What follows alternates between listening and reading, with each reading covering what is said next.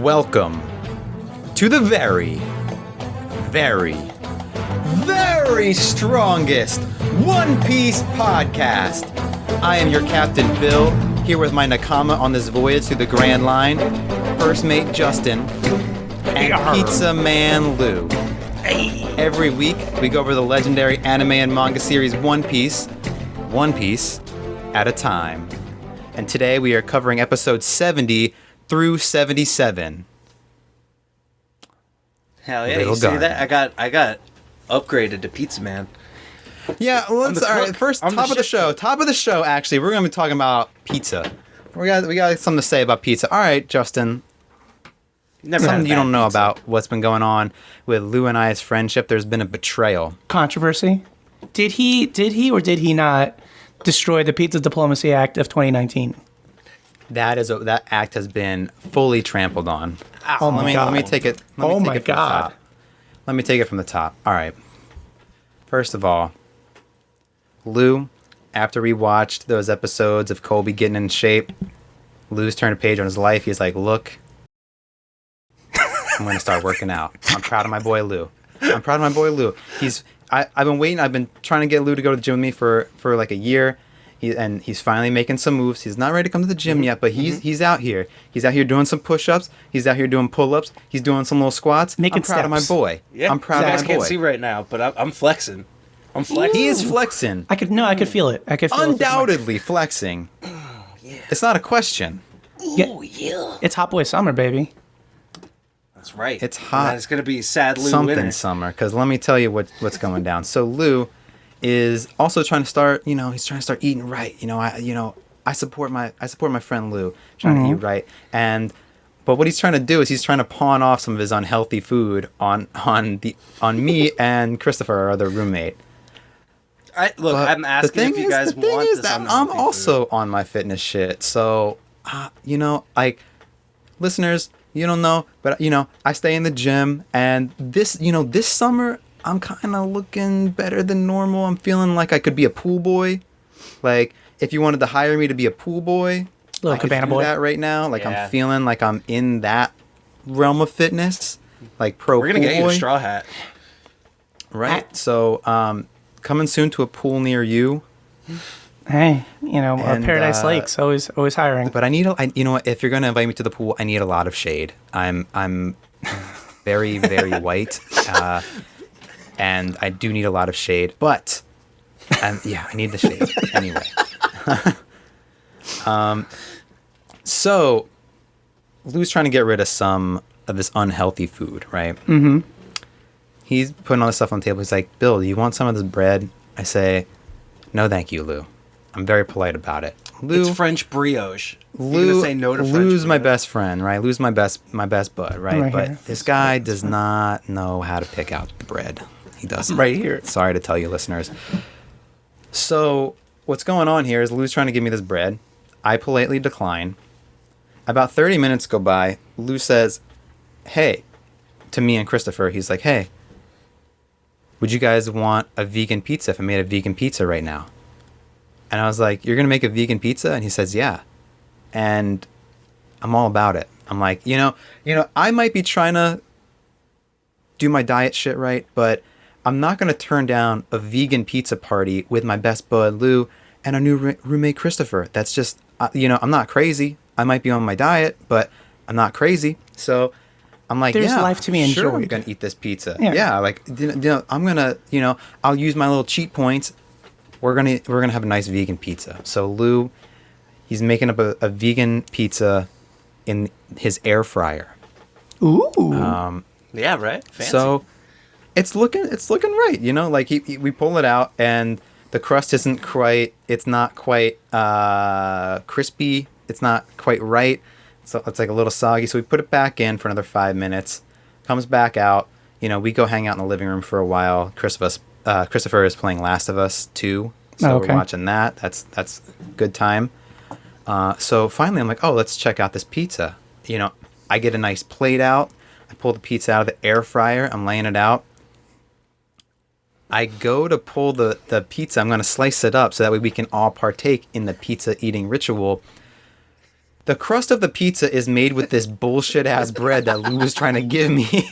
He tricked me into trying to eat this fucking bread. I was like, Lou, I don't want to. I declined his bread, and in his brain, he was like, here's what I'll do. He tricked me into trying to eat this fucking bread by putting some sauce and some Daiya cheese on it in an air fryer. This is not a pizza. And you ate it. The bread is. I ate it out of trying to be respectful to my friend, but single white I could not female believe. and Oh my god. This bread And is you like gobbled it all it's up. No, I did not. You know what, You ate the listeners? whole thing. I will post an image of the bread on the you get a Instagram photo when this of it? episode comes out. Yeah, I have a photo of it. Yeah, it's looking very appetizing, and everyone who listens and sees the image is gonna wish that you made them vegan pizza with this sloppy ass bread that you got. let me tell you something, Lou. Your roommate Christopher was playing a game all about betrayal. If It seemed he fitting. wasn't, I in my brain, like while you're telling me this story, I feel Dina in the background talking to Ellie, and I just feel pain in my soul for Dina. I just listened to a podcast with Shannon Woodward on it, who plays Dina, and I was thinking the whole time, who the hell does she sound like? And I looked it up, and it was Dina, and I started to cry. Because nobody deserved to be hurt like Dina did. But you did the ultimate betrayal.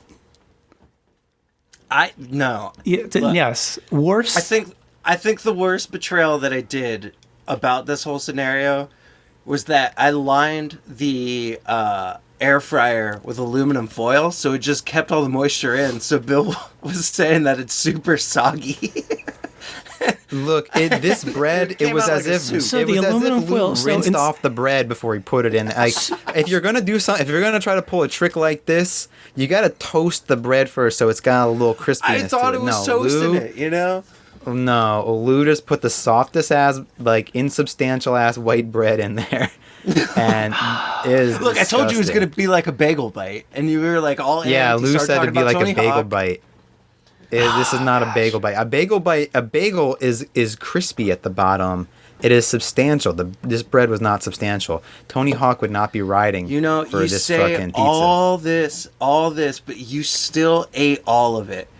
And you No, licked I your ate like 2 fingers, bites 'cause and I you didn't wanna waste the smiled food, and said, but, oh my that was God. great." You went, "Thank you, Lou. Make more with your French brioche." Well, I will say, So- Bill, that therapy has taught me one thing is that if you did smile and say thank you, we cannot reward behavior like this. I did not reward behavior like this. Okay, good. I'm glad. No, because the first thing I said is when I bit into it, I was like, "Lou, you betrayed me. He really You got did. me to eat this fucking bread that I told you I don't was want." I was sitting in the living room and I look over and Bill's just got he's got his head down and a fucking sad soggy pizza in front of him, and he's just got his head down and he goes, "I can't believe you've done this." Watching the most depressing game on the entire world. Yeah, see how listen how proud he is. He's so proud of Look, this. I'm not gonna waste food, and I knew you would like a vegan pizza, so I did. I what would love a any vegan sane pizza. person What I would do. got was not a vegan pizza. Okay, so what we're saying here is that, Lou, would you say that your intentions were pure? No. Okay, never mind that. The moment he said no to the bread, I was like, "No, I'll make you eat it." It was like, no, I got it. I got this. Oh gosh, I've been thinking lately, like the last couple of weeks, I was like, the person I would not want mad at me the most. Like I don't know if you don't have to tell me, Bill, whether or not this has ever happened, but I don't know if I've ever made Bill mad at me. But that would be that would be one of the most disappointing days of my life. You think? Yeah. Yes, Yeah, and I know get for a that. fact that you've been mad at Lewis multiple times. So I want to ask Lewis this. Lewis, what's it like to have Bill mad at you? You know, it's difficult. It is disappointing. It's like having a parent just be like, I'm not mad. I'm just really disappointed. And then you got to follow it up with like a real vegan pizza. And then once he forgets, you know, you just like, all right, I probably got like 2 more of these in me. It just kills me. As they say, it's like killing. It just becomes easier and easier as you do it. It's making Bill mad at you. Yeah, I did give Bill a pirate name earlier that he was really upset go ahead, about. tell him. William D. Wrinkle. Because I was trying to ask, I got a pirate flag from One Piece. The crew, I will not, which Jolly Roger it is, I will not reveal because it would be a spoiler at this point. But when we get to that content, I will of course brag about how I have this Jolly Roger and this pirate flag sitting in our living room now. But the thing is, it was ordered from China, it was folded up, and this thing needs to be de-wrinkled. And so it's like, you guys, I don't know how to use an iron. I've never had like the iron. I don't hang it up in the bathroom. Clothes. So I was like, do you guys have an iron? I need to de-wrinkle this. And Lou was just like, William D. Wrinkle. Yar. Which is my new unofficial pirate name. Immediately like, oh, that would be my name. Oh, you just got to stick it. Look, as a professional fashion expert for over 3 years, 1 year as a manager, just throw that thing in the bathroom, like on the towel rack while you're taking a shower. Let it get steamy, and it'll take care of itself. You're overestimating how much space there is in a Brooklyn bathroom. No, At least a Brooklyn bathroom in my price range. Okay, well, I mean, do you have a towel rack? No, not really. Okay, well, you can even hang it on the edge of the, because this is what I do to my shirts. Maybe is I put it on the edge of the shower. Yeah. Oh, that's smart. Yeah. Okay, so Bill, you can take a shower. I'll just stand there holding the, the flag. And then you throw it in the dryer on very light for like 10 minutes. We'll find a way. Maybe I'll put it in the air fryer. Yeah. That'll do it. Some crappy Air fryer bread. fixes everything. If you can make a cake in an air fryer, you can do that. Can you make a cake in the air fryer? You certainly can. Yeah, Lou's gonna try to do it with some floppy bread next. He's gonna be like, Bill, I'm gonna make some vegan cake. It's just bread and jam. Yeah. Some oat cannolis. Justin, you have an update about Dune. Tell us what's up. Guys, it is popping off in Dune. It's happening. Big betrayal's happening. Everyone's, oh my gosh, House Atreides is fucking blowing up. Everybody thinks everyone else is the snitch. And it is going off. Everybody trying to protect Paul. Paul's the prince. Everybody's trying to get him, like, you know, but nobody knows who is actually like the mole in House Atreides with the Harkonnen? I forgot how the last name of the bad guys are pronounced, but anyways, they got a mole in there, and it is going off. The last 30 pages I read all took place during a dinner, and just people talking to each other, but so much stuff is happening that is keeping me so captivated in what everybody's doing during the dinner that I'm like, oh, is this guy? Is it actually? I know who the guy is, but I'm still second guessing like what's going on because they've revealed already who the guy is. But it is still so interesting. What I wanted to say mostly was that I finally have the pitch for Bill, Lewis, and all of our listeners on Dune.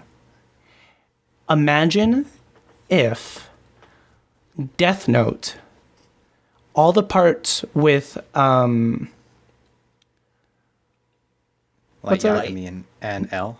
Yeah, with L. Imagine all the parts where L, you know how they unravel like every decision they make, like within 7 or 8 or 9 layers, and that's basically what makes L like one of the coolest characters in that show. Yeah.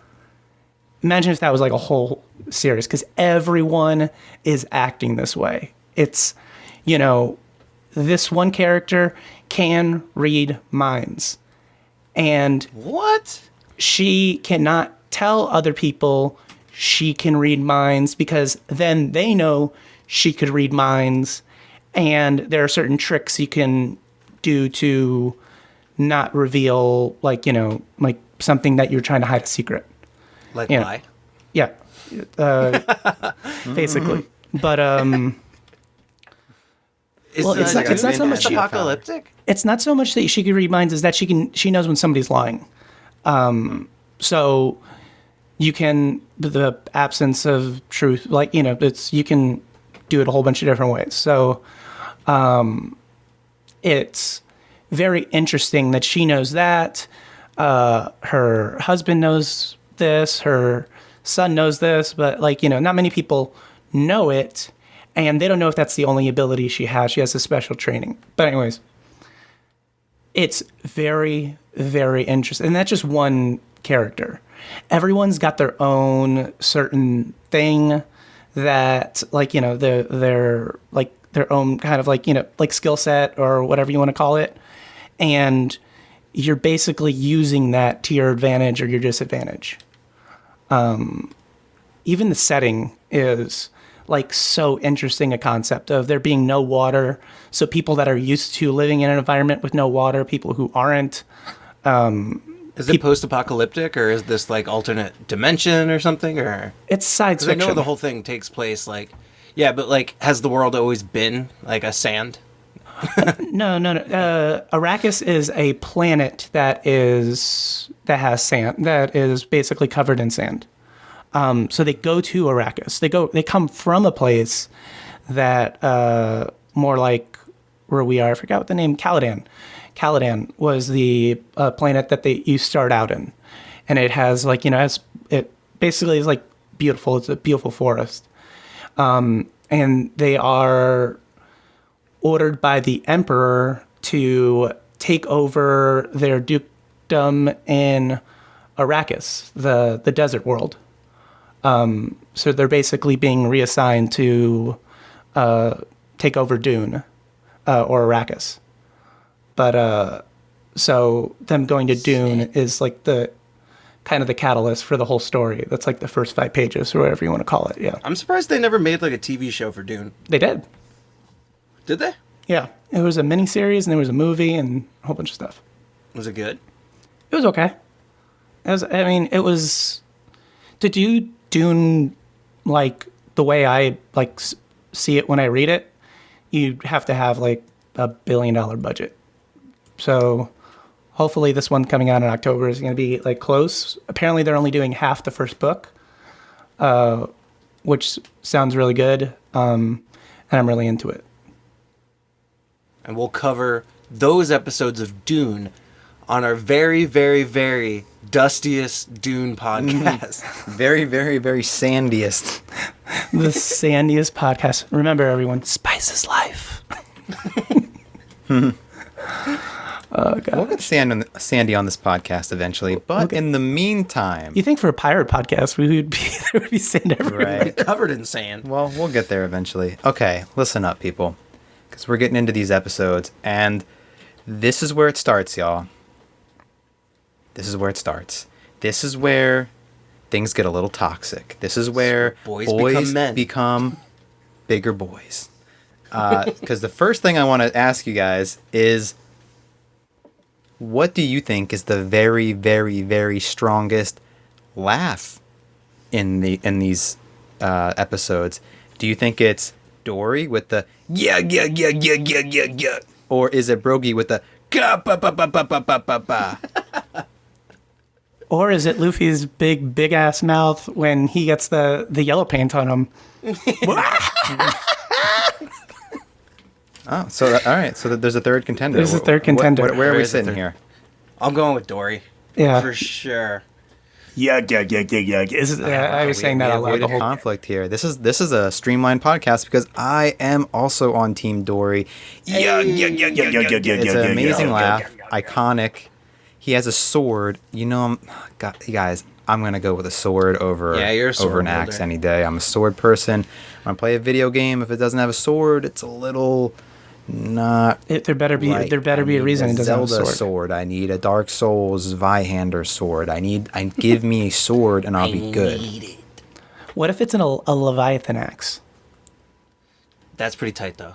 That is pretty tight. I'm not against axes. I think axes are sick because you could do like the 360 spin with an axe. I'm never gonna pick an axe, guys. And my axe. I'm never gonna pick an axe. Axe. Yeah, the hitbox is a little lower, but I mean, Yeah. you're holding an axe. You look cool. And But, it's great no, defense. But you would level. look cooler if you held a sword. Yeah, but you know who didn't get murdered? Neither one of them. Rogi. Neither one of them got Yeah, murdered. Tell him, Justin. Who got Neither one of them Like, were who was the murdered. last man standing? Who won the fight over No one. 100 years? Rogi. No one. It Nah, wasn't Michael. that's Rogi. if you said Brogy won, there would be an asterisk above that win, like, and a wavy line through it. Because if it's a Yeah. fight to the death and someone doesn't die, I don't know if you call it a There win. you go. Yeah, this is not a UFC fight where like first to KO. This is a fight to the death. So Lou, on UFC rules, you got a point, but these ain't UFC rules, baby. Dory did break his ankle kind of like Conor McGregor. So, I mean, that is fair. Got some UFC. He just wasn't throwing That's my bottles UFC and reference. That's the people's only one I buses. have. Yeah. No, he was throwing his sword through a goddamn goldfish. Which was Oh, that was fucking pretty awesome. Yeah, that's great. So I want to talk about that when we get to it, but yeah, so these episodes Yeah. open up with Mr. 3 drinking some Earl Grey, just chopping it up with Fucking Miss Golden disgraceful. Week hanging out by the pool. Again, I could be there. I could be that pool boy. Panda Man is chopping it up in like 3 different spots in this episode. He's like flirting with some girl, then he is some girl, then he's like in the pool. Are we Yeah, talking that- about maybe there's not a panda man, there's a panda lady in this? Maybe there's actually 2 characters? Oh, I that's more true. like to think that Panda Man is not only non-binary in gender and kind of plays with the gender, presentation, but is also in some way multidimensional. That's how I like to, think about. He's Panda above Man like the myself. astral plane. I do like the Panda Man insert shot that they had with him with the female body. If you pause it, you can see how crudely they cut Panda Man's head and glued it onto the body. It's amazing. It's so good. Listeners, if you want to see it, you can find it. I posted it on the In Search of Panda Man story on our Instagram, which is very strongest pod. So there's a sick plug for you right there.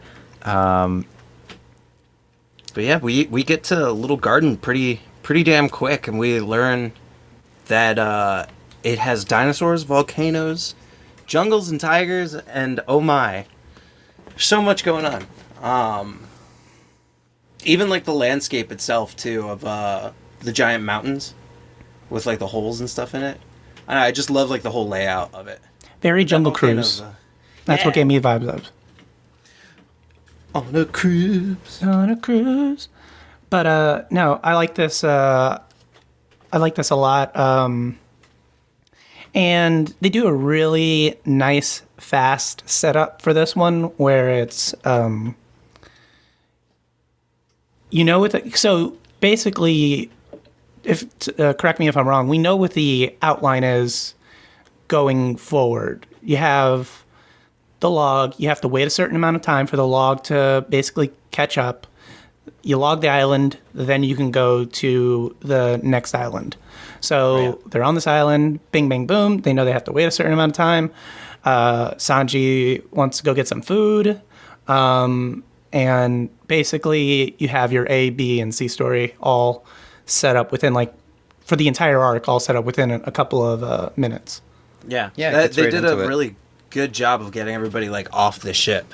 They establish all the crazy shit, and then immediately it's Zoro and Sanji having a dick measuring contest for who can catch That's the literally the biggest. exact thing that I wrote down. That's exactly what it is. That is Going a for, theme the of this meat. entire arc, actually. Yeah, everybody's measuring everybody's pee-pee. Everyone's trying to see whose is bigger. But one of the things that I liked was, and I never really thought about this before, is the pairing of Luffy goes out for a walk and Vivi decides to go with him, and it's kind of fun because Vivi is kind of the new tag along member of the crew, and when she jumps out of the ship with Luffy, you're like, oh man, she doesn't know what she's getting into. Like, No, she doesn't know how crazy. nobody this guy really. is. Well, She gone. she should have known. Like immediately, like being with Luffy. How long on the ship? How long do you think it was between Cactus Island? Was it? No, it wasn't Whiskey Cactus. Peak. Okay, yes, You were Whiskey close. Peak. You were close. Whiskey Peak to the how long? How much time do you think? I have no idea. They don't really. They don't really say how much time elapses. For the but sake of saying, let's say it was like a week, right? That's reasonable. That's a reasonable amount of time. I mean, if you're gonna go onto an island with Honestly, somebody, 10 days or 3 days with Luffy, 1 day with Luffy on that boat should have given you enough. But yeah, no, that's going. But yeah, staying on the boat and then going someplace with Luffy is. I agree with you, Bill. I do like in this this episode how she always calls Zoro Mr. Bushido. yeah, That's one of my favorite things. so polite. I know, Mr. Bushido. But Then we get the giants come in and we get they're introduced chopping to. all dinos' heads off. By the way, Yeah, they don't give not they're one just fuck about murdering Dino. everything, and I'm into it. They're pretty cool. oh yeah, no, they're cleaning up. Yeah, I don't understand why Usopp and Nami were so afraid, man. Because, like, he's, like, offering him meals and, like, killing dinosaurs for him. I would have immediately befriended this guy. I mean, the first thing he asks is, like, do you have any booze? I would have been like, oh, dude, this guy knows. This guy You would have knows looked right what's at him. You'd be like, "Hey, man, you like vegan pizza?" Then you're That gonna would have love been the me. start of it. He would have crushed you with his 2 fingers. What is this? It's French brioche. It's good brioche, I swear to God. I swear. So They yeah, find so out we learned relatively that. soon. Oh, what's that? No, I was gonna say they find out relatively soon though that the log pose, you need a whole year on that island, and they learn it from Brogy. We get a lot of info really quick. We not only do we get the info about the log, but we also get the introduction to like Elbaf being this island of giants, and that's also, Hell yeah. Elbaf is like this god that they, worship, and that there's 2 giants on the island, and they've been in battle for like 100 years, and they basically battle every time the volcano goes off, and it's been. I wrote down the number. It's like 73,000 draws. Yeah, Which that's a really active volcano. And Well, for 100 importantly, years. that they can't back down from an Elbaf duel. That's the most important part. They have to continue fighting to the death because one of them has a eternal pose that leads them back to Elbaf, and that's what they're fighting for, basically. Question for you guys. We're part of the Straw Hats. We land on Damn this right. island. We meet them, and we find out we have a year to wait for our log pose. How fast do you think before we start doing Elbaf duels against each other? me. Yeah. How long do you think it would take before we start, like, you know what? We got a year. Let's do it. Oh no! If it's a year, I'm doing training that whole year. I'm like, pfft. Well, that's what I was gonna say is that if we're gonna start doing Elbaf duels, I'm gonna start them right away because I feel like I probably have some strength on you guys right now, but I don't know if you guys start working out. I don't know where I'm gonna fall on that. So Yeah. I think my best bet is I gotta start dueling you guys right away. Yeah, because Justin and 'cause I are going to get better with the axe. You know? Yeah, you guys will get an axe. Like you'll get strong as fuck. I'll be like, oh shit, I'll get beat up. break that And sword in you'll half. be feeding me soggy Yeah. pizza. Damn right. Loser has to eat a soggy. Me and Yeah, Lewis that's- be eating dragons and dinosaurs. But no, that's and let me tell you something. Year on an island, and I got Sanji making me meals and everything like that. I mean, I get dehydrated real fast, so as long as I got good water coming, I'm pretty much set. It's whatever. And Yeah, you're on an island. We all lived in Florida. We can Exactly, yeah. The weather's hack fine. it out. Exactly. And if anybody knows the way I travel, I always bring a stack of comics with me. So I got things to read. Man, Justin would have been set. Mm-hmm. I would have been. Yeah, I losing could have my read all mind. of Dune. I could have read all Dune. That's what I'm doing this week on my vacation. Trying to explain the politics of Arrakis, this place that doesn't exist. Trying to get down pat. Yeah. Get ready for your campaign. Oh yeah, no, fucking kill it.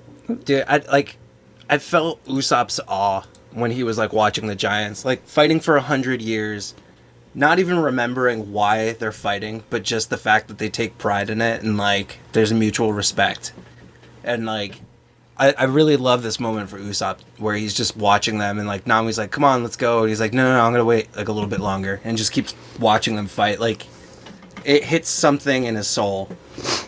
Especially He like the gets bravest mad at warrior. Nami for not understanding too.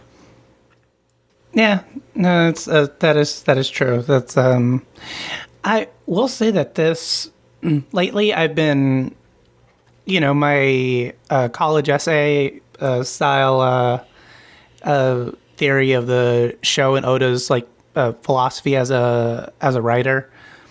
I was noticing a lot in the earlier episodes about pacifism and not always having to fight as being your main, like your first reaction to everything. I feel like the last, I guess, arc or two that they've been going away from it a little bit because Luffy is starting to punch first a little bit more. But this one was another one where it was like, I was like, why fight? Besides honor? That like it's not you don't even know what you're fighting for. Like, again, it's one of those things that you guys could have been bros for 100 years. That kind of Bros for 100 years. Yeah, I mean, They're if also anything, fighting. it feels like that's what's keeping them sane for 100 years on this island, because they don't have a boat either. So I imagine they're just stuck there doing this. No, they have to Which- have a boat because otherwise the eternal pose is useless. Or maybe they could just make a boat. Well, they wouldn't even need an eternal pose, right? I mean, they could use any pose. And Well, they don't even have a pose log. But they might not get back to Elbaf using just any old pose. yeah, that's true. You can't get back to Elpath using any old pose. But we also get that Usopp basically thinks of them as like a mentor, and he decides that he like wants to go to Elbaf, which is also like important. And Yeah, no, I like both of these guys. I definitely like which one is the one with the axe? Brogy. Brogy. Okay, so I have a Dory and Brogy. Okay, so Brogy, I like Brogy a lot. He's my boy. Dory does have the better laugh, and Beard. Contest, yeah. yeah, but I do like Dory's design a lot more. I did write that down. Did make note of that fashion sense. Oh, it's all about design. Style. It's nothing without that's you gotta have it. Yeah. So they split up.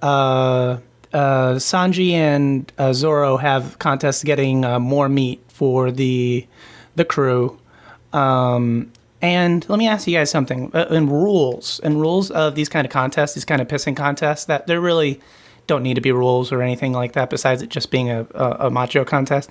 Do you think Sanji is right with the amount of meat that is able to be cooked? Or do you think Zoro is correct with the size of the animal? I think it was the other way around, because Sanji was like trying to compare with the tail of the dino, and Zoro was saying, we're going for the biggest animal, and mine's bigger. And then that's when Sanji's like, oh, it's all bones. It's all bones. Yeah, that was Sanji's counter argument. Yeah, I can't cook that. I'm going to lean towards... I'm going to lean towards Zoro on this one, to be honest. No, I lean towards Sanji because ultimately what the hunting contest is about feeding the crew. Well, ultimately, what the hunting contest was to find the biggest dinosaur, because it was actually a macho contest of I can beat a bigger dinosaur than you, or I can hunt a bigger piece of prey than you.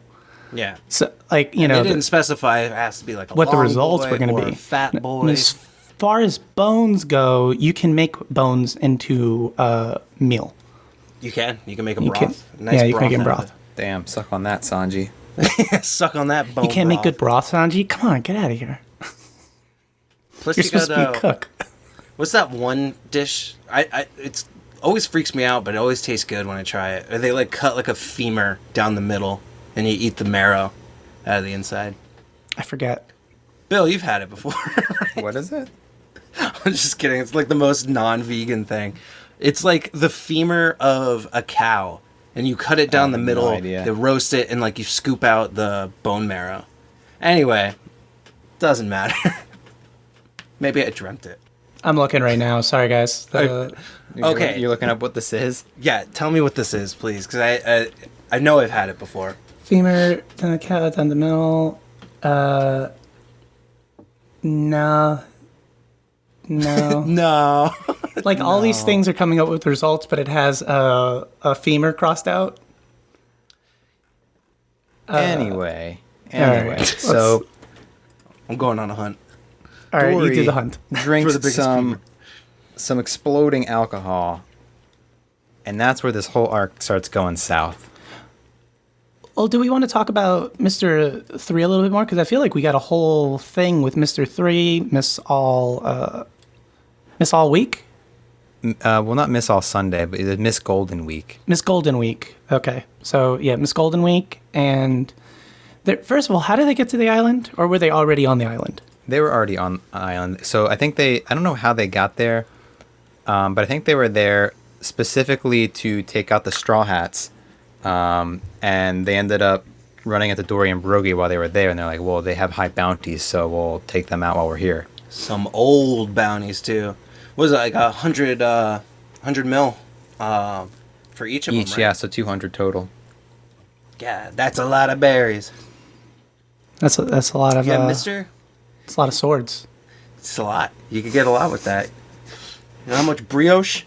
Yeah, Mr. 3 does spit this cool line. It's like right after he trips Dory. He says it to Brogy. He's like, big crimes via cheap tricks.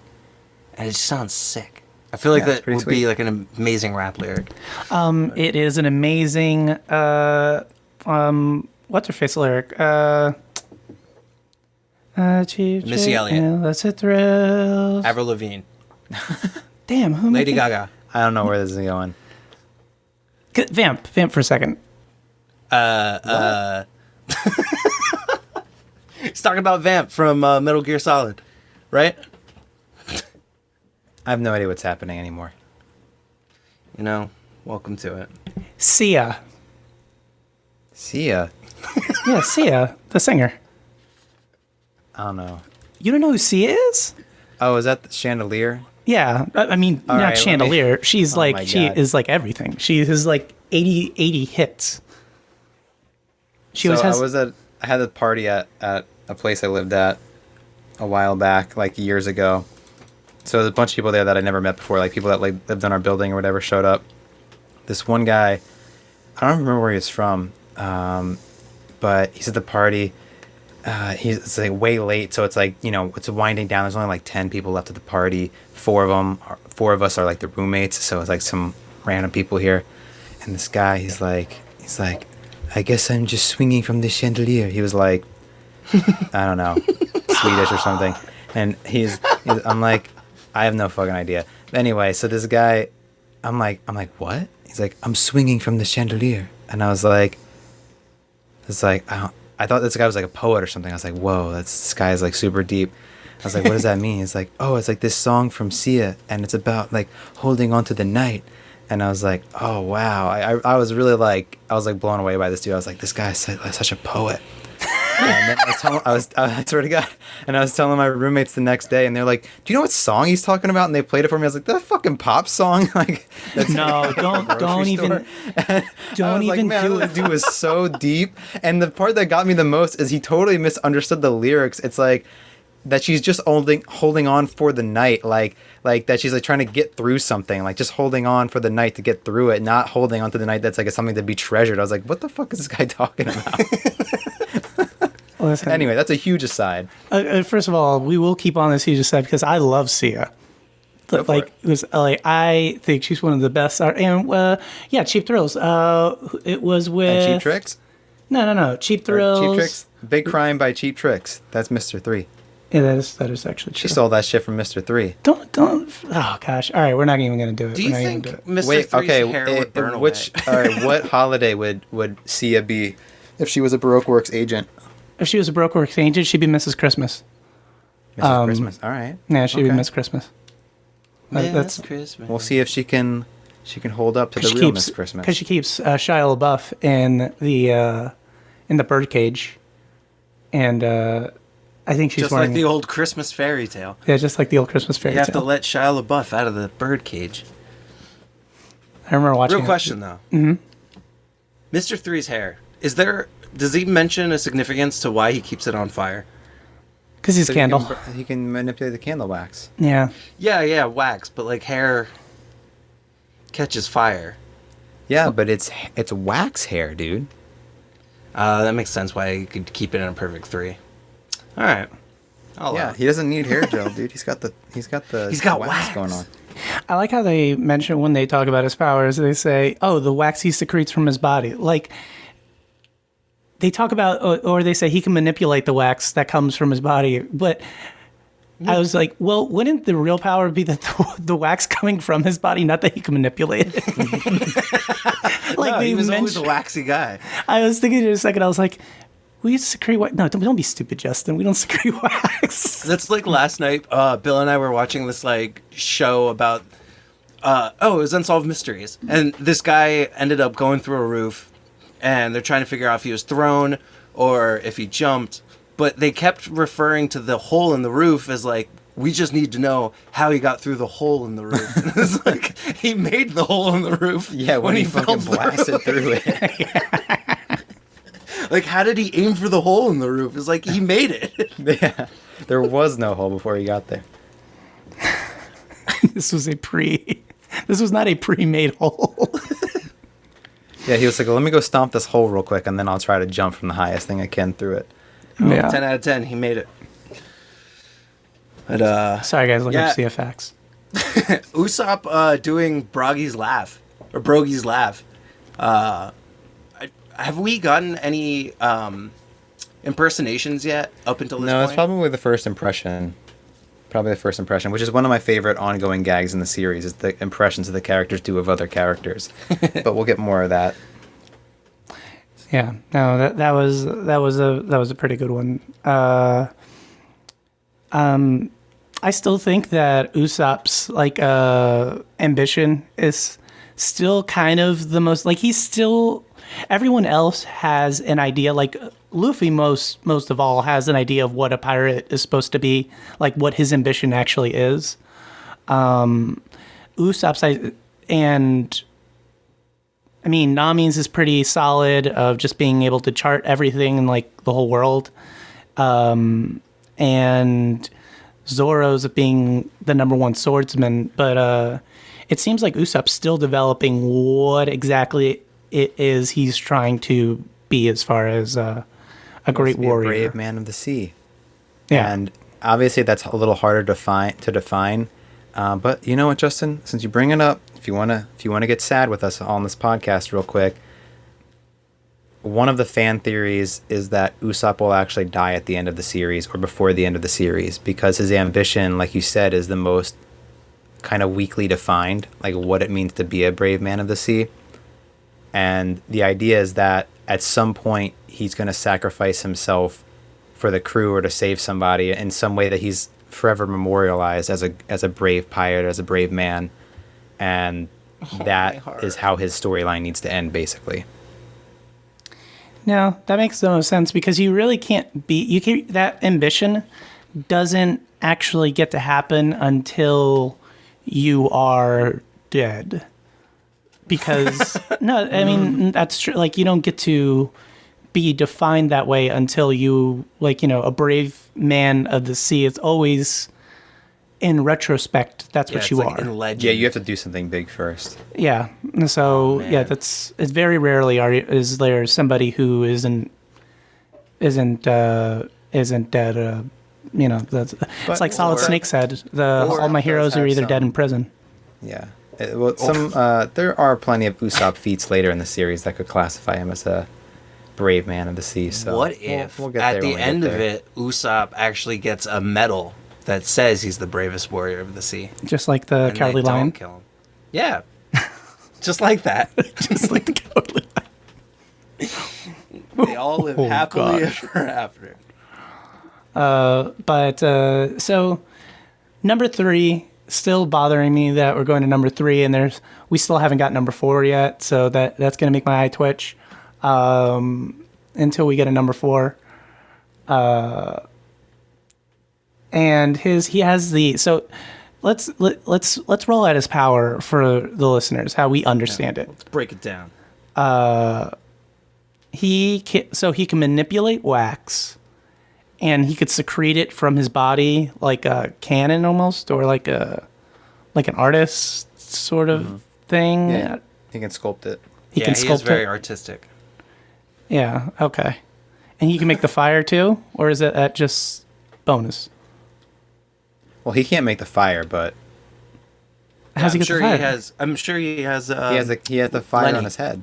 Mr. Five. Oh, okay. I'm sure he has him set his head ablaze Okay. for assistance. You got to work as a team. One power's got to complement the other. No, she didn't seem like he was very much for the team. Basically putting 5 down the whole time. Yeah, after all those booger bombs. Well, to be fair, Five did kick the shit out of Luffy, and Luffy bounced back. What I thought he was going to do is that he was going to make him mad, and he was going to kick so hard he was going to break that rock. I was thinking the same thing. But no, we got Karoo coming in. The champ. He wants the smoke. Karoo. So mad, can't stand by to see what's going down. He digs out Luffy, which I think is needed because Karoo is now a man. valuable member of Juice box this boys. trip. The very, very, very of the week is Karoo. Because, yeah, that was the most baller move. That was the clutch move of the week. The very, very, very most clutch move of the week was Karoo coming in. Because first, thought he was dead. I was going to cry. And I had only seen, like 1 or 2 episodes we've been with Karoo. And I was like, no, don't kill him. Don't kill Karoo. And he wouldn't let his boys down, too. God damn right. Also, they even beat his ass because they were like, call out for your owner, and he's like, no. That's So what they I'm just saying. wrecked. Yeah. He's not a snitch. Not a snitch, Karoo. He's a real That one. he just, it would have been even cooler if when they said, "Oh, go call for your owner," and he just sipped his little drink. And then squawked up, "Fuck you!" Oh yeah, what flavor juice do you think he's got in that? Oh, it's Capri Sun. It's Baja Blast. But which Capri Sun is not Baja Blast, Luke? Dude, Come it on. was blue like a Baja Blast, and only Sanji would know the recipe to make a Baja Blast. Yeah, he would. He probably would actually. It would be one of his most unproud recipes. I like when Sanji answers the phone later. He answers it like he's taking a reservation at a Shitty restaurant. Thanks for calling the damn actually, I restaurant. didn't like this translation they have on Hulu. They call it the damn restaurant. The translation that I'm used to, he's like, "Welcome to the shitty restaurant. Can I take your order? Do you want a reservation?"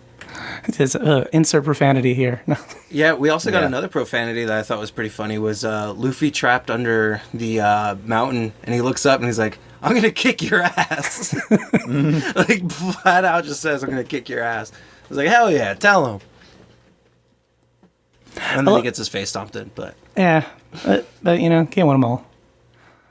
I mean, and that's what's the plan, right? Is to kill the Straw Hats. He's going to get that bounty kind of as a side gig, right? That's his own side hustle, yeah. His side hustle, right? That's the bonus. It's a part-time job. Yeah, that's like not on the books with Baroque works. Like, that's his like, oh, I did this on my own time while I was here.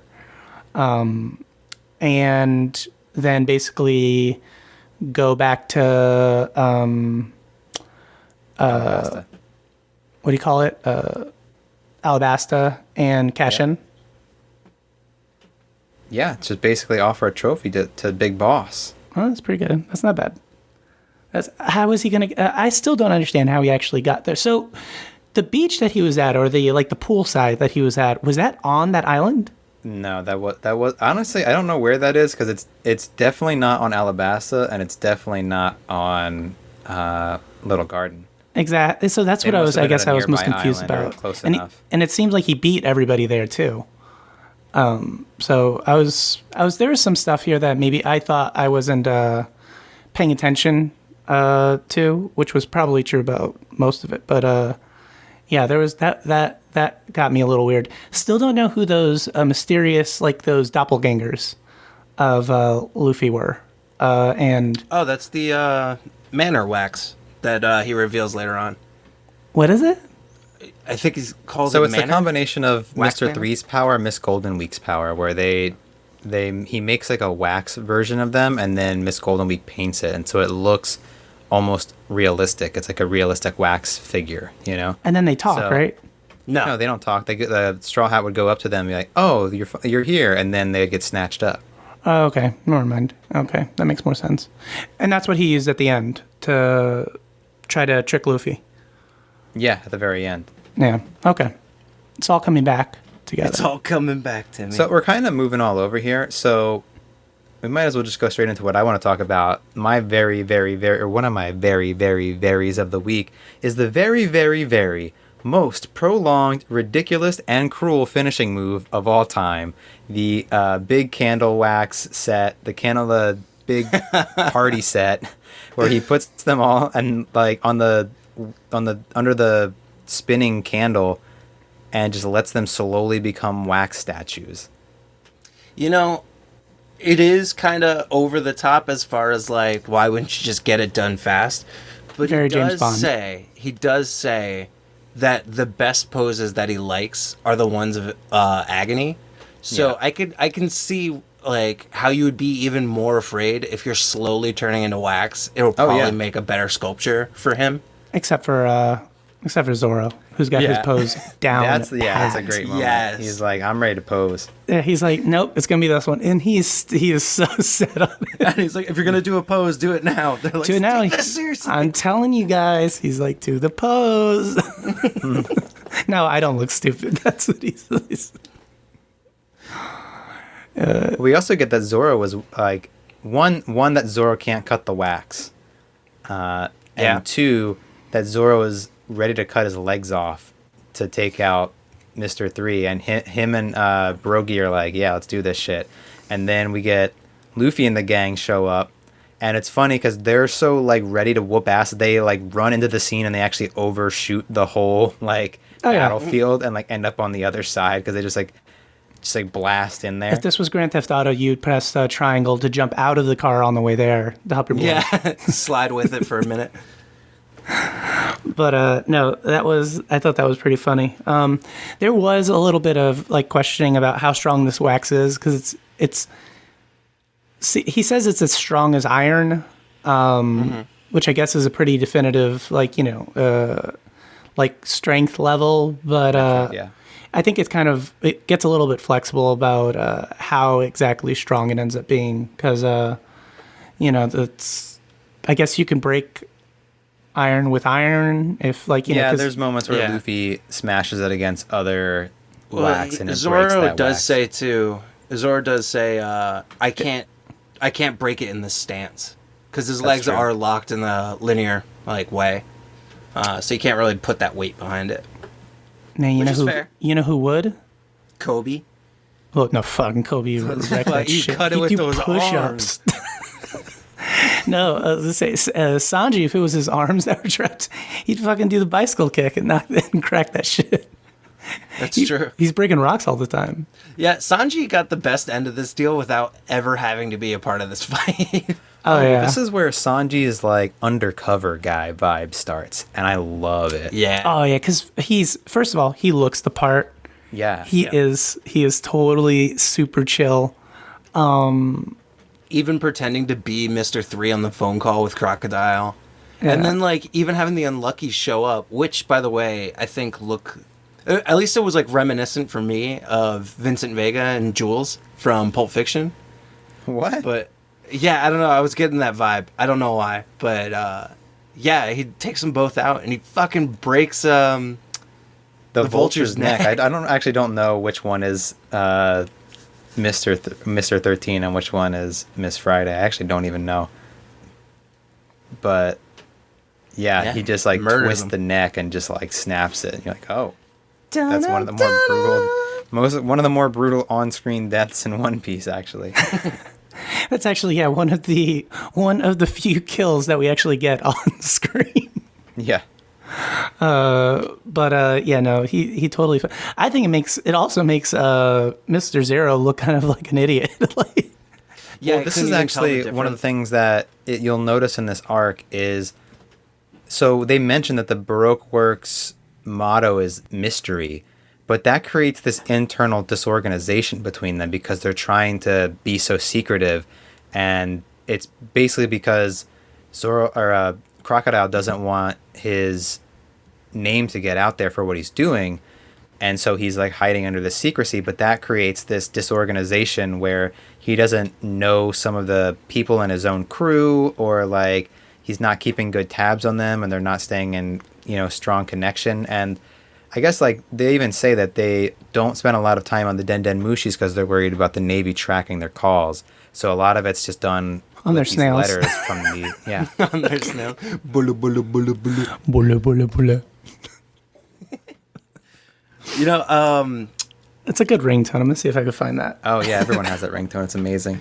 The first time I watched this arc, I actually watched it with Bill, and I remember, Bill, you had said once, what's her name, the color trap girl, Miss Golden Week. Miss Golden Week, when she showed up on screen and like her power was revealed, I remember you saying, I fucking hate characters like this.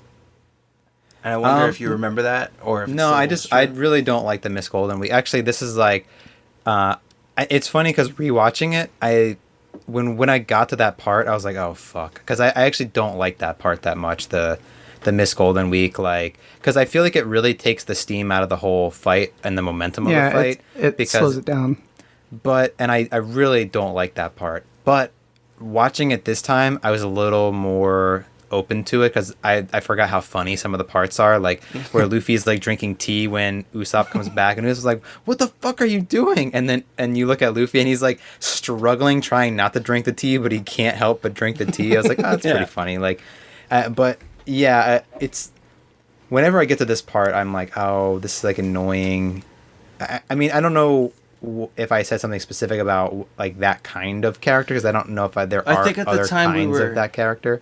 Yeah, because I think at the time we were also watching Naruto, and you were like, yeah, it's just like this thing in anime. Oh, where, no, like, you have, I don't like a painter. Yeah, I don't like characters that paint things into existence in a manga. That I feel like that's just weird. Which we get a little bit more of that in One Piece that I actually like better than this. But generally, yeah, there's also a character in Naruto that I can't stand, where his whole power is that he draws things and they become real.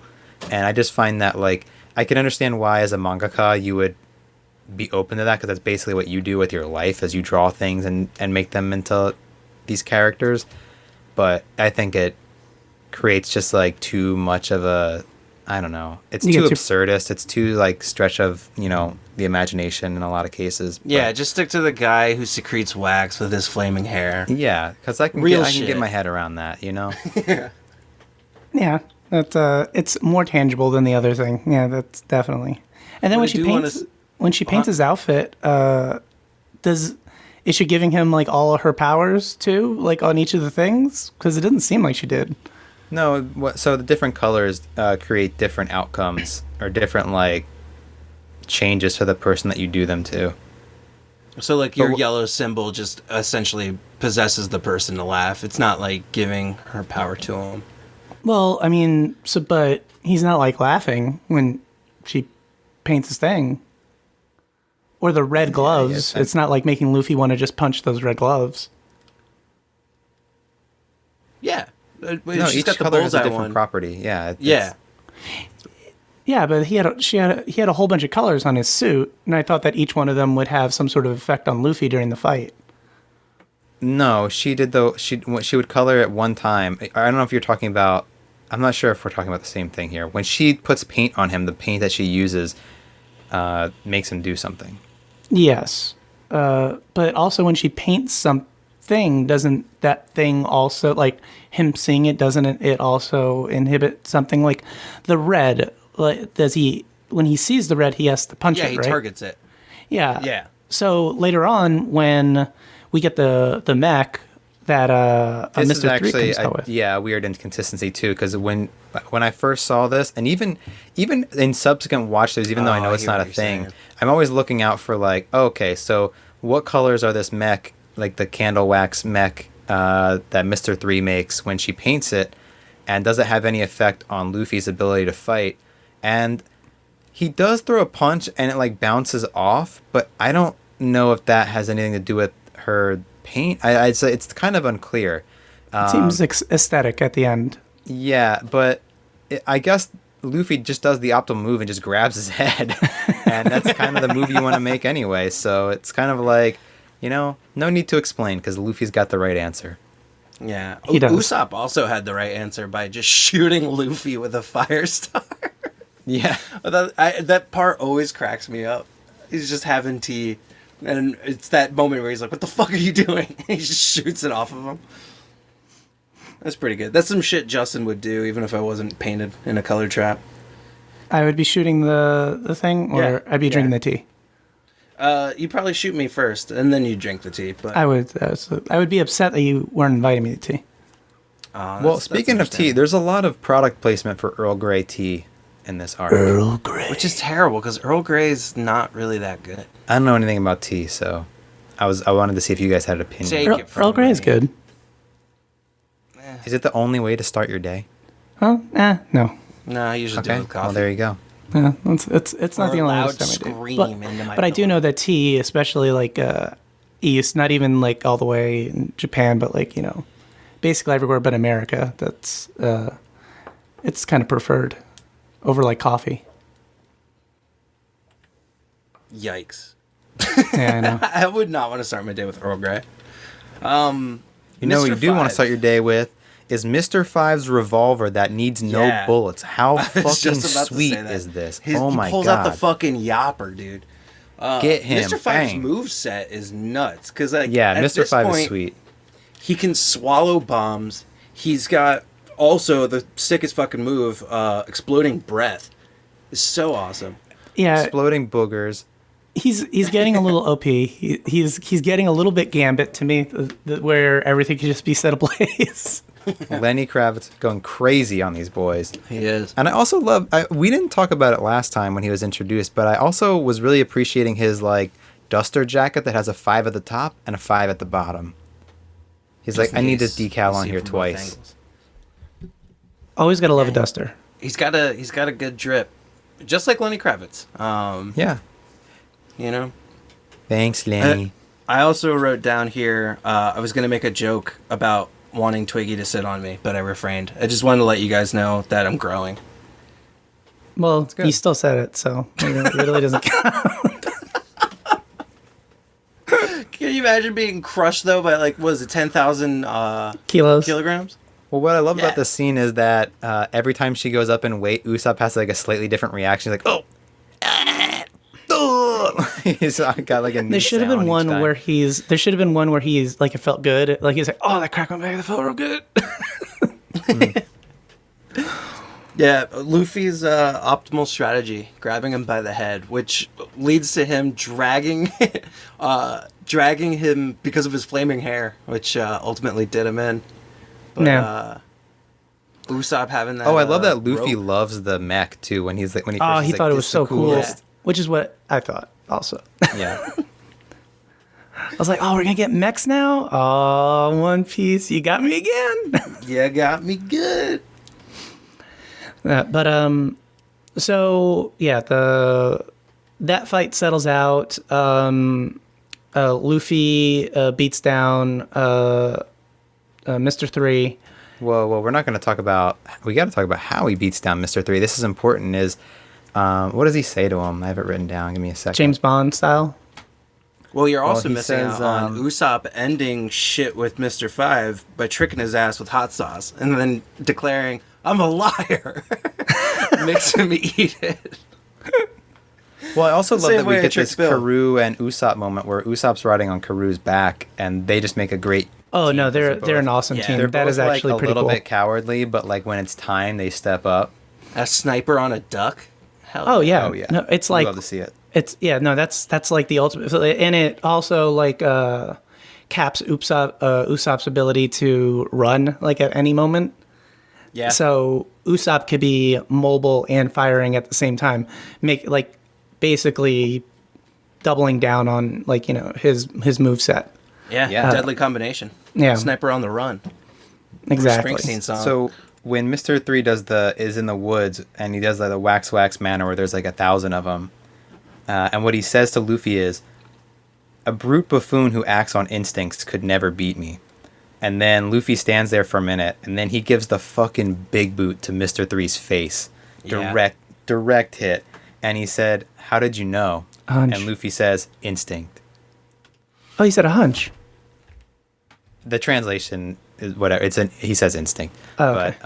But yeah, basically he's like, I don't. Yeah, actually, there's just some goofy things with the Hulu translation, because it should like the point is that Mr. Three says, "Oh, you're a buffoon who only acts on instinct," and then when he says, "How did you beat me?" he says, "Instinct." Like you should use the same word. I don't know what the translators were thinking there on this one, but Yeah, That is pretty tight though. yeah. I watched it on Netflix, and yeah, he said a hunch, which I I mean think it's the same translation. it's the same. on both. It's the same thing, but it was yeah. I was like, oh, that was, and for what we were talking about, like with the James Bondness of this kind of arc, that was straight up James Bond with the man with the golden gun with all the mirrors and stuff like that. We've seen that 10,000 times. Yeah, that's true. I didn't even think about that. Yeah, actually, I'm Justin. I'm excited to get into Alabasta proper because that's when it gets like the most James Bond, and I think you'll have insights on it that Lou and I don't because I think you've seen and remember more James Bond than we do. Yeah, my only so recollection of James Bond is Bill beating my ass in GoldenEye 64. That's You're all you need, baby. goddamn right, and you're never gonna forget. Slappers only. Don't ever forget. Proximity mines, license to kill. Oh, the worst. One hit. Hey. What was the I was thinking that, and I was thinking, well, I wasn't actually thinking James Bond. I was thinking Cowboy Bebop, the new ending outro that we got these last couple episodes. Oh, I didn't even notice. What is it? Oh my gosh, it is like the most Cowboy Bebop thing. It has like this smooth sax and then like a spotlight and everybody's standing up against the wall. And it is like, yeah, it is very, very Cowboy Bebop. I highly recommend you see one of the outros. I'll have to check it out. But yeah, no, I liked that at all. I like anytime they change the thing up. That's always something I like anime doing. Yeah, One Piece does it pretty often, but not as often as Naruto. Naruto is like every 3 episodes. There was Yeah, but some of new the intro, so new Naruto outro. has such a wide like range of like themes, and some of them are amazing. Listeners, you know, Fighting Dreamers. Come on, Fighting Dreamers. We are fighting. We are dreamers. fighting dreamers. Da, da, da, da, da, da. Yeah. We all know that. We all know that one. Okay, actually, let's Are we gonna maybe let's talk about openings right now? Like, what are your 3 of your favorite anime openings? Sorry, it's always gonna be Cowboy Bebop. Yeah, Cowboy Bebop, Berserk, and season 2 of Death Note. I Which really one's love that? Where it's what's up, people? It's like the crazy like metal song. I love that intro. It's so good. I like. For me, go ahead, No, Justin. no, you go. For me, it's got to be top 3. It's going to be Berserk for sure. Put your glasses on, nothing will be wrong. Then definitely Chobits, the one where it's like, let me be with you. That one is such a jam. That song. is such a okay. I want a bill cover. Chobits? I want a bill cover of it. That's a I'll do karaoke it for the song, next bro. episode. I'll learn how to play it on guitar or some shit. That song is what kept me watching Chobits. I thought Chobits was so lame, but I was like 10 episodes in. I was like, well, there's only like 16 episodes left. And, I'll listen, I'll put on the next episode just so I can hear that theme song. And then the other one that is like a must have on this tier list is the Yu Hakusho theme song. Thank you for waking me up. Oh yeah, Every that time I one hear that. is a jam. Yeah, I forgot all about that. Dude, I almost I can tear up hearing that song. It just reminds me so much of I've watched Yu Hakusho so many times all through my life, and it just man, it just hits me so hard. It's nostalgic and makes me think of how much I love these characters on Yu Hakusho, and oh my god, that one is easily one of my favorites. I know at some point you guys are going to make me watch it. And You're gonna kind of love it, excited Lou. for You're it. gonna love it. I'm sure.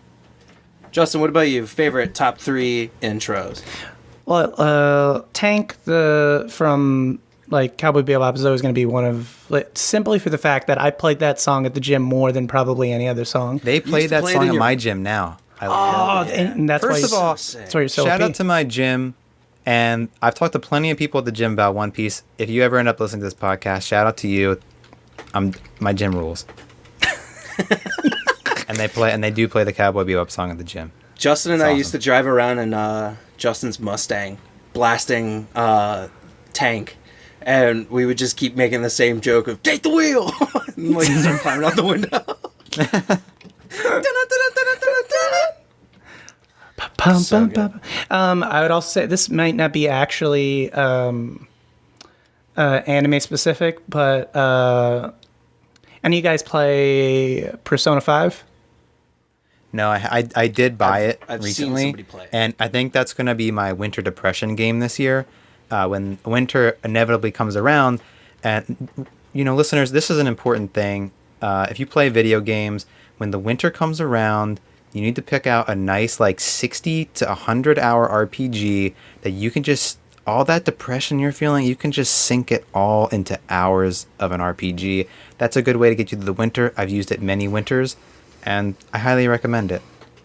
So Persona 5 probably this year will be my winter depression RPG. But I know it has a lot of good music, and I guess that's what you're going to say. It has the most killer music. Anytime that was the thing that actually got me into it first, was that Really? is that all of a sudden I forgot what I was watching or listening to, or it was a trailer for it on the way to another video I was watching, because the Royal Edition came out, and Right. they were playing it, and I was like, man, this has some funky jazz ass music. I'm liking this. And then I started playing it, and I was like, oh no, this game's fantastic.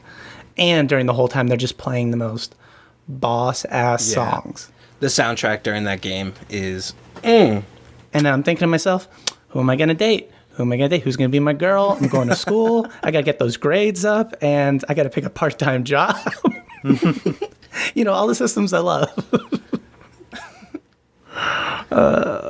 Let me know when you start playing that, Bill, because we can go into it. That'll be yeah, fun. we'll definitely talk about it on the pod. Yeah, that'll come around probably around either December or January. Whenever I start feeling, what? Normally not December, but once we get deep into January, that's when the sadness can really. Yeah, 2 months. You're of really just bathing locked in the sadness, So Justin, that's 2, right? You have one more? I'm trying to think which Full Metal Alchemist Brotherhood opening was the one that I liked a lot. I forget though. I'm looking for it right now on YouTube, but I can't obviously play it. Does Samurai Jack count as an anime? Back to back to the back. All right, Jack. Jack. We can put it on there as an honorary anime. Shout out Hell to yeah. Samurai Jack. Yeah, A samurai killing a bunch of robots. I mean, come on. It earned its place. it was the second opening for the show, Full Metal Alchemist Brotherhood. I thought the second one was a gem. Hum a few bars. I can't find it. It was such a jam. No, sometimes that happens where you remember how much you liked it, and Yeah. Like me with Tenet and I almost said George Washington's. A little bit further from the truth every day on that one. A little bit. Well, let's talk about this ending here, because first of all, I teared up when the giants start hugging. Like when Brogy sees his buddy is alive. Oh yeah. You And love they these start people. hugging. He's like, "Oh, you're hurting my wounds," and he's like, "Oh, gop, gop, gop, gop, gop." Like I don't know. I loved that scene so much, and then them teaming up to like both agree like these weapons aren't going to last much longer. Let's use it for something that's worthwhile, and they decide to use it on the Straw Hats, and it Not just on the solidifies. Straw Hats. They No, it decided they decided to murder kill the Straw Hats. And that's the way the show ended. It was insane. To be continued. No, but the idea of like them wanting to use it on these new friends that helped kind of like. I mean, they helped in some way, I guess, but they also kind of caused it. But I don't know. I thought that was sweet. yeah, no. I liked how this arc ended. I wasn't like I was kind of blown away that all of a sudden they got energy powers in their swords and stuff like that. I was like, what? And I was like, how they blew a hole through the goldfish, right? Yeah, right Yeah. through it. But the hole was around Luffy and the crew. Yeah, it essentially like the sheer force of it blasted the ship along with it. Out But of it the blasted island. the hole through the back. It was strong enough to blast the hole through the back of the fish, but not destroy the entire ship. Very strong, dude. Yeah, man. It's very, very strong. Okay, Very okay, strong. okay. It's the very, very, very strongest pirate ship. Okay, that's what I was thinking about. I was like, wait, and then I was thinking maybe it was the angle because they were coming at it from different Yeah, angles. It went if I remember around. correctly, they're going through and they hit it a certain angle, and that's Yeah. why they're like kinda Yeah, they're falling riding like the a hole, shockwave out. Yeah, that's enough around that the shockwave would push it forward. Okay, I can make that canon work in my head. That's Another thing I want to say before we wrap up the discussion on these episodes is this is after Crocodile gets off the phone with Sanji, who basically the thing is that Sanji said that he killed all the Straw Hats because he was pretending to be Mr. 3. But then the Unluckies interrupted the call, and he fights the Unluckies, and Crocodile says, "Well, what was that?" And Sanji says, "Oh, one of the Straw Hats was still alive." And so Crocodile's like, "Well, so then you were incorrect with your report." you said you were lying. You Yeah. lied to me. And so as soon as we see Crocodile get off the phone with Sanji, he tells Miss All Sunday to send Mr. 2 to go kill Mr. 3. Yeah. Like he's like instant. He's like, "No, I'm done with this guy," which is like also shows how little loyalty Crocodile's crew, how Baroque works is. It's like very cutthroat. It's very, I get the guy right above you to kill you if you fuck up. That's not how you keep talent, though, Bill. It's not how you Is, keep is that how talent. you move up? Like, Yeah, like- that's exactly how you move up. Yeah, but then that would mean that Mr. 5 would become like Mr. 4. I was thinking and about then- this the whole time. And then you have to get a whole new trench coat, a whole new duster with the embroiderment. Look, there have to be formal moving up. You have to get the right letter. That way, when he has his little chart on his board, that he knows exactly who's Mr. 3, Mr. 2, stuff like that. Right now, Mr. 3, if Mr. 3 gets killed, Mr. 3 TBD. And then he just leaves it there until, he's ready. But That's fair. That's fair. technically, Mr. 4 would be Mr. 3 right now, so I'd get my wish. Yeah. Seeing Mr. Four. I could see the conversation with Well, Crocodile. no, then you going, never get "Listen, Mr. 4 because Mr. 4 goes straight to Mr. 3, and then there was never a 4. And Mr. 5 goes to Mr. 4. No, Mr. Yeah. 5 got smoked. There's no Mr. 5 right now. Oh, yeah, that's right. Oh, that's right. This is a whole logistics problem that the company is going to have. Again, Baroque They're gonna Works have to just take a holistic always got approach. Look, they just need good compartmentalization. Look, there needs to be somebody who just knows the names with the ranks and who gets taken out and who, moves to what. Then you just go send, you send the letter out. Hey, you're getting promoted. This person got promoted. Just like when somebody gets fired in a corporate environment, everybody gets an email and says, this person no longer works for the company. Treat them as a customer. This is Justin in his only meeting with Crocodile. He's got him across the table. And he's like, listen, Mr. Crocodile. Babe. Can I call Look. you? Can you call you Crocodile? Can I call you Crocodile? Look, we're trying to cover things from soup to nuts here, Mr. D. Look, Croc Man. I love what you got going on. I love what this whole aesthetic you got. The numbers, love numbers. You know me, but what you do have is a logistical problem. Organizational wise, this company everywhere, which is a strength, I admit, and that's probably why you did it. But what I'm saying is that for a killer price, I will transform your little Baroque work and turn it into a Baroque empire. Boom. And Hired. if you want to create your own country, you're gonna need me. You're just gonna need me. You know, All right. he's the bronze, you're the brains. That's a perfect operation. Exactly. And I'm too weak to be a threat. The perfect pitch does exist. It does exist. Damn, that's a good elevator pitch right there. Oh, gosh, I do this all day. What is it? Opportunity cost that you're losing right now by not taking this up is far greater than the cost it would take to hire Think of the revenue. revenue. You're thinking of cost. I'm thinking of gain. I'm thinking of potential gain that you're missing out. You're missing out So of this many whole pot. buzzwords. I feel like I'm at work right now. Oh, Is God. it scalable? Is it scalable? Synergy. Synergy.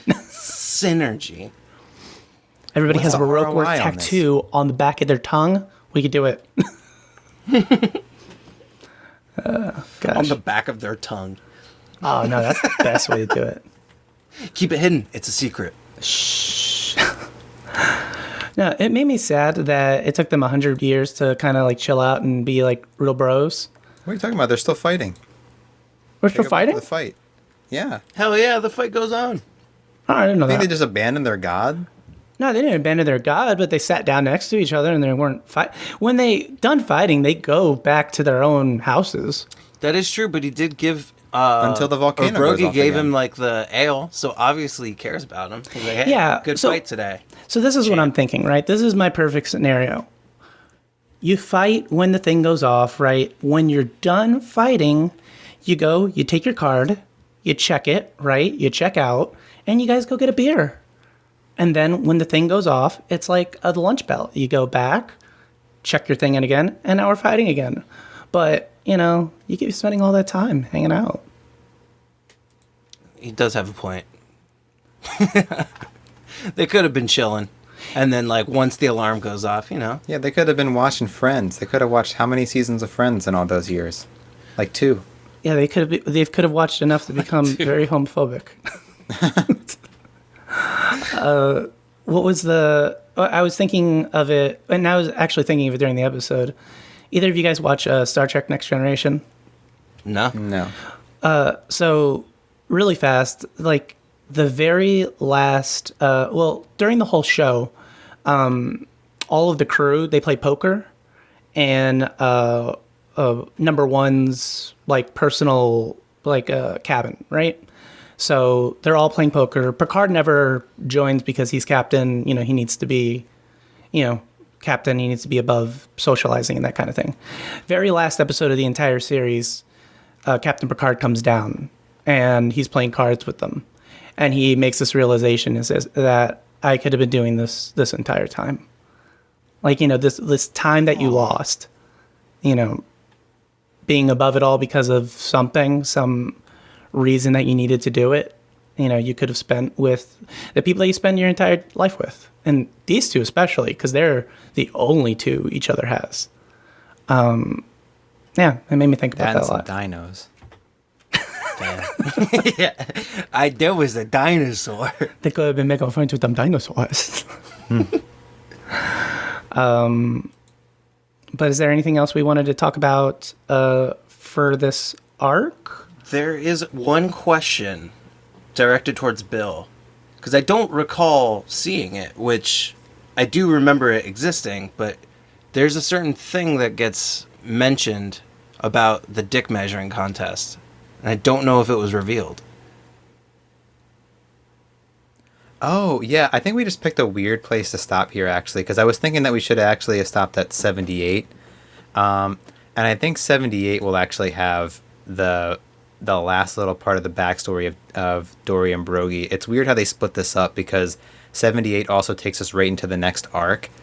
So it's like a very, like, it's like a mid-episode split.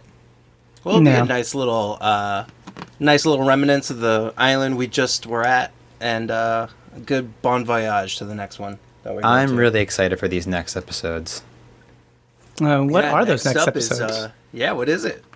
These next episodes, some of my favorite episodes in all of One Piece. Some of my favorite characters are introduced in this next arc. That arc is Drum Island. Ooh, Episodes 78 please. through 91. And 78 friends, to 91? if you have not seen these episodes, get your hearts ready, because, man, I cry every time I watch these episodes. These episodes always hit me so hard. One of my favorite arcs in the whole series. It's like More or less than more or less Arlong than Park. Nami. Is that what you're gonna say? Yeah, Arlong Park. It's different. It's a different type of sad. Yeah, and this is One Piece has a way of like breaking up, like hitting a very like specific slice of sorrow in some of these arcs, and yeah, I adore the characters in this arc, and I honestly think Drum Island in particular, I think is the kind of arc that you can show someone without any context of One Piece, and it will blow them away. I think it's like as a standalone arc, even without the context of the greater world. If you just explain who the Straw Hat Pirates are, you can get someone like straight into like, this is what One Piece is like, and you can show them Drum Island, and they can feel it. You know what I mean? Yeah, we're also going to get introduced. Justin, you're going to get introduced to one of my favorite characters of all time. In One Is it Piece. Chopper? It's Tony Chopper. Tony Chopper. The fucking coolest name. I'm already calling the very I'll never very shoot effective- you. The fucking best name. Oh, Dude. so good. I like Tony how Chopper. Oh my god. Bill has the best way of being able to incorporate Japanese tone of the character with an English translation very respectful. of it. He's very spot on, respectful too. of the tone, but he's also adding the English. Like, he would do a better dub than the people who do the dub. I'm saying you're going places, Bill. I'm trying to go to Drum Island. Oh my dude, I want to say so much. I cannot wait for us to talk about Drum Island. This is going to be some of the biggest, one of the largest stretch of episodes that we cover. Yeah. Like in a single week. I was about to tell our listeners, yeah, so 78 through 91, that is a total of 10, 11, 10, 13, 14 episodes? 13 or 14. Something like that. It's a larger stretch. That's intentional because I don't think that this arc splits up well. And like Justin, we were talking about when we watched the Arlong Park arc, which is similar in terms of like having a really major tragedy be part of it. but that has like a specific episode where it ends with the march on Arlong Park, and so Yes. there's an uplifting element. One of the best If we were to decisions. split this up, if we were to split this up, it would leave you in ultimate despair, I think. And this is an arc that pushes you through that and creates something really beautiful. And I think it's important for us to see the whole thing. Also because I am not going to want to wait a whole week to finish it. I love this arc, and I want to watch it all in one go. Okay. Look, I mean, think of it Sold. this way, Bill. You don't have to wait a whole week to finish. I would have to wait a whole week to finish it. So thank you for being considerate of me. Because you've seen it already. First of all, we're in this together, dude. We are. I mean, I watch an episode, you watch an episode. You cry, I cry. well, One Piece. Luz is there on the other end, just going on ahead, and it's just, I'm almost at episode 400. I know. I could slow it down, but I don't think I can at this point. And All right. I'm sorry, Yeah, Lewis Justin, has but hit- I do has want hit, you to know. Yeah, I've hit a stride, a very strong stride. Well, with, Lou has done the thing that any One Piece watcher will do on a long enough timeline, is you will hit a point at which there's no return, yeah. a point at which you realize, Lou, I want to say, Lou, would you consider One Piece one of your favorite series at this point, or is it not quite there yet? I legitimately today in my head said this is one of the best shows of all time. I'm not even just blowing smoke up your ass and being dead ass serious. And I've spent a majority of today, 1, watching these episodes, 2, watching the episodes I'm currently on, and then 3, going on YouTube and watching moments from other episodes that are just fucking flawless. Now you're starting to understand how I've been for the Yeah. last 12 years. And I saw a comment on YouTube that's like, there's 2 types of people in this world: people that love One Piece and people who have never watched it.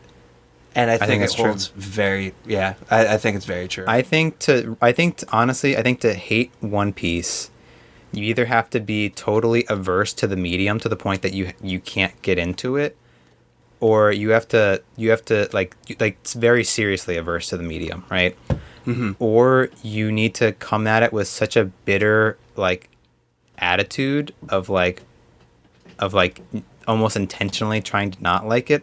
But I think even then, if you keep with it and see what's going on here, it's almost impossible. I mean, it's just such an amazing, it just hits you on such a human level of loving these characters and loving their relationships. And if the humor doesn't get you, the drama will, or the world building, or the action, it's just... yeah, and it's spread out enough where if one of those pieces isn't your cup of tea, let's say, for instance, you don't like the animation, or the animation isn't your favorite thing in the entire world. You're more of a what's the one all the kids watch right now? Demon Slayer. Yeah, whatever. But you're more into something like that, where the animation's slightly higher quality, I would say. Let's just say it. Demon Slayer animation is unreal.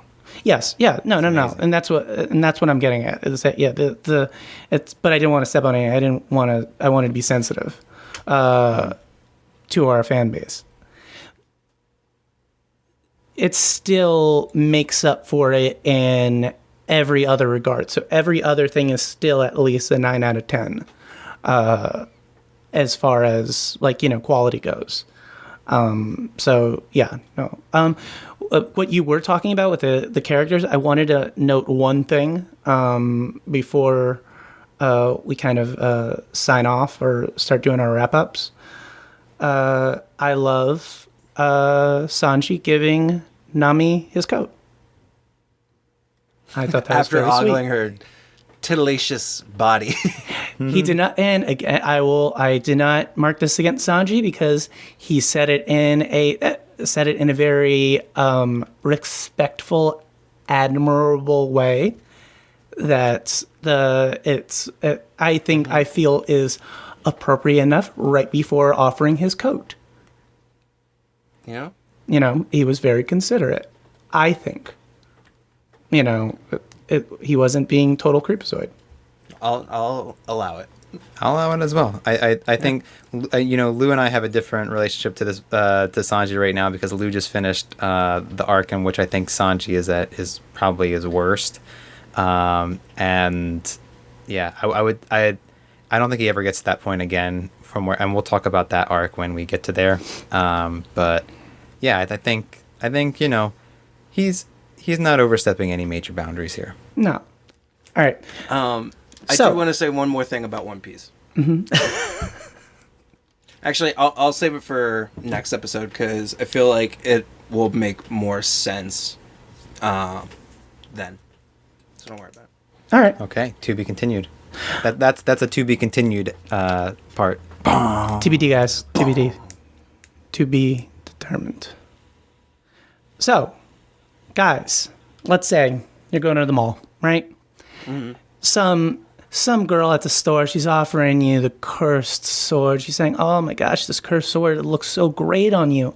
Like, it's from this show One Piece, but I can never get into One Piece because, it's too much. It's like there's so many episodes and mangas to watch and all this other kind of stuff. I mean, where would I even start? Let me tell you where you start. You go up to her, look her right in the eyes and say, "Sweetheart, babe, you need to watch or you need to listen to the very, very, very strongest podcast." And she says, "Oh my gosh, do I have to pay like a subscription to this a certain like a special fee?" No, it's free. Every week. Apple Podcasts, Spotify, Pocket Cast, Google Podcasts, YouTube, anywhere you want, you can listen to this piece of historical content that we are creating for you guys right now. So once she kicks you out of the store and you're going and you're walking down the street and here's the thing, you have her phone in your hand because you stole that. You jacked her. Wait, you stole this girl's phone? Yeah. First of all, no. This Bill is going to try to say, "Oh, don't steal it." Download the podcast on her phone. Give it back to her. Say, "Oh, you dropped this, by the way, on the way out." She'll never know. And then every week she'll have a little tasty treat to listen to. So you're welcome. So you're welcome. But yeah, honestly, guys, if you really enjoy this show, Apple Podcasts, Spotify, Pocket Cast, Google Podcasts, YouTube, Bill is destroying it on the gram at Very Strongest Pod. So you want some visual media to go with your audio media, just hop on there and you will get exactly what you want from Bill the Body Man Ellis. Bootstrap Bill is what I call him. William D. Wrinkle. William D. Wrinkles. a man of many titles. Yeah. So we're live there. We're live on social. Just search for the Very Strongest Podcast, or the Very, Very, Very Strongest Podcast. 3 V's, baby. 3 V's is all we needs. And remember, when Shanks says no, I'll see you guys next week.